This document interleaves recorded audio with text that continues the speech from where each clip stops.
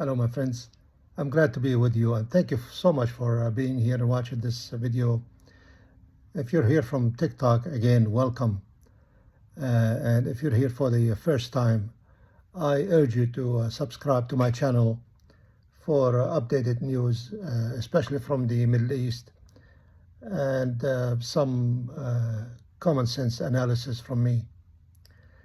In the next few minutes, my friends, I will try to explain to you why I think Trump may go for broke and just go all in when he gives up completely in this war he started with Iran. But I'll try to explain to you the situation he put America in, put himself in. As it stands now, my friends, and it looks like Trump finally listened to Dan Kane, the chairman of the Joint Chiefs of Staff, Dan Kane. He told him, he must find an off-ramp. He must get out of this war. He told him, we can hit Iran all you want, but they're not going to surrender, and he knows that. And Trump right now is trying for Iran just to say, okay, I will open the Strait of Hormuz. He wants them to just hear this, and he will take his army and just leave the area. And he will market it to his audience, to his followers as, see, the street, they agreed to open the strait, and I'm out, I won. This is the way he wants. He just wants to save face. He wants any kind of excuse to declare victory and just leave, quit the war. The sad part is Iran is really not giving him that luxury. On Saturday, they just want to rub his nose in the dirt some more and make him suffer and make him pay for what he did. This past Saturday, they issued some demands consisting of eight conditions for them to open the Strait of Hormuz.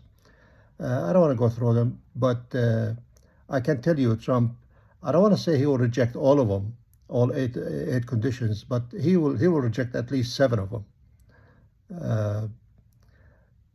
So I don't think he's going to agree to those conditions.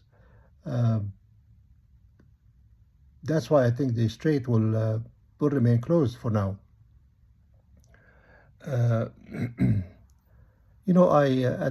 one point I described way back in one of my TikTok videos, I described Trump as I gave an analogy, and I don't mind repeating it again because every day that passes, that analogy fits him like perfectly. I compared him to a big, huge, giant elephant that is stuck in the swamp. And every time this elephant tries to move to free himself, he sinks even deeper in the swamp, and he can't get out. And if this elephant stays still, doesn't move, he gives himself more time. He doesn't sink as fast, but he will eventually sink in the swamp, but he gives himself some extra time. This is exactly the condition that Trump has put America in the Persian Gulf. Only the latest poll, only 28%, imagine that, only 28% of Americans support this war, what he's doing with Iran. And you know where these 28% are coming from. I mean, I'm sorry to say, but if you look at statistics, these 28% are usually the people who are uneducated, people who are easy to manipulate, play with their emotions. They're the kind of people who fly a flag on the back of their pickup truck and go around the neighborhood 20 times a day, to show their pride in America and everything. And nothing against the American flag, But these people usually do not know what's happening to America, and they do not know what's happening in America. And that's why they support the war. They just like the guy. They like Trump. Whatever he does, they don't know anything about the news, what's happening. And the Jewish lobby, these people keep pumping, millions and millions of dollars on candidates, hoping that their candidate will win, go to Congress. As we saw in the latest election in Michigan, they pumped so much money in Haley Stevens' campaign, but she lost. She lost to that Muslim guy, doctor from with Egyptian roots. But see, these guys, this lobby, especially AIPAC, they don't mind spending the money on these guys. They will spend millions and millions of dollars because they know if they can manage send this guy to Congress, and that person will start to vote for legislation to send aid to Israel, to send money and weapons to Israel, then they know they will get their money back. They will get very good return on the money, on every dollar they spend on this candidate. They will get it back, hundreds, if not thousands of times. So they did the math, they do the math, and they understand that. But the American people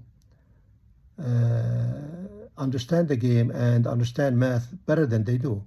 And that's why they gave the edge to this guy, the Sayed, over Miss Stevens in Michigan.